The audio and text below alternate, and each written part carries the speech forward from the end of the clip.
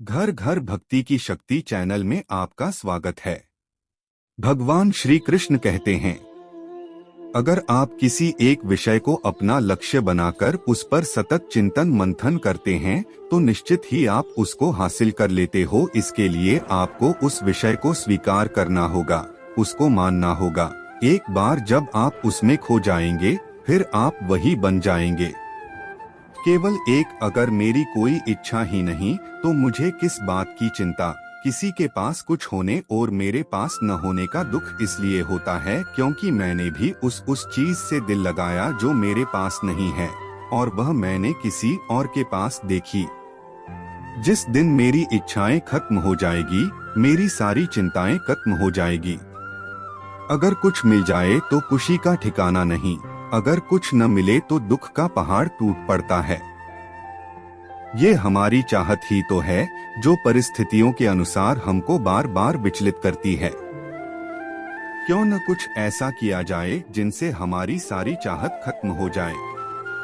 फिर कुछ मिले या न मिले हम निराश नहीं होंगे। जो गया वह तो अतीत हो गया, जो चल रहा है वह वर्तमान है। कुछ क्षण बाद यह भी अतीत हो जाएगा। आज आप जिसको भविष्य कह रहे हैं वह भी एक दिन अतीत बन जाएगा। समय सबको मारकर आगे बढ़ रहा है। कभी रुको मत, आगे बढ़ते चलो। हमारा उद्देश्य यह होना चाहिए कि हमें कुछ न कुछ करते रहना चाहिए। कुछ करना इसलिए बेहतर है क्योंकि कुछ करने से आपको कुछ अनुभव मिलेगा। आपको क्या लगता है, आपने जो किया उसका परिणाम वही मिलेगा जो आप सोच रहे हैं। अगर आपने अपने कर्म मार्ग में अहंकार, ईर्ष्या, वासना को शामिल किया है तो आपको प्रतिकूल परिणाम मिलेंगे। अपने कर्मों की गति में प्रेम, करुणा को शामिल करें। आपको अपने हर कर्म का सत्फल मिलेगा। हमारा मन यादृच्छिक रूप से भटकता है, जो देखता है उसी के पीछे भागने लगता है। ऐसा मन कभी आपको जीतने नहीं देगा। अगर जीत मिल भी गई तो एक और नया लक्ष्य बना लेगा, फिर उसके पीछे भागने लगेगा। ऐसे में आपका मन आपका सबसे बड़ा शत्रु बन जाएगा। मन से मित्रता करनी है तो इसकी कमान अपने हाथ में रखो, कभी इसे अपने से दूर मत भागने दो। इन लाइनों में गीता का सार निहित है।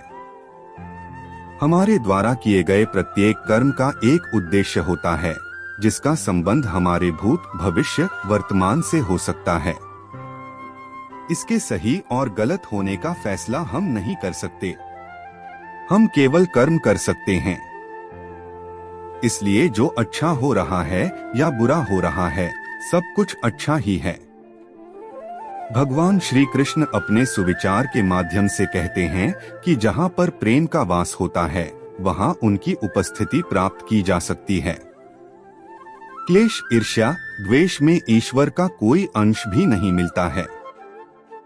इसलिए अपने विचारों और वातावरण को प्रेम से भर दो। यह दुनिया मोह बंधन से बंधी हुई है। जो आपका है वह सभी का है, जो सभी का है वह आपका भी हो सकता है। भले ही आप कुछ समय के लिए किसी वस्तु को अपने अधीन कर मालिकाना हक जमा सकते हैं, ये आध्यात्मिक मार्ग नहीं है। इंसान को भौतिक वस्तुओं की बजाय भावनात्मक रूप से लोगों से जुड़ना चाहिए, एक दूसरे के सुख दुख को अपना समझना चाहिए, न कि भौतिक और दैहिक वस्तुओं को डोट। हमारा उद्देश्य है घर घर भक्ति की शक्ति को पहुंचाना। ऐसी ही और भी भक्ति वीडियोस देखने के लिए वीडियो को लाइक करें, चैनल को सब्सक्राइब करें। जय श्री कृष्णा। राधे राधे दोस्तों।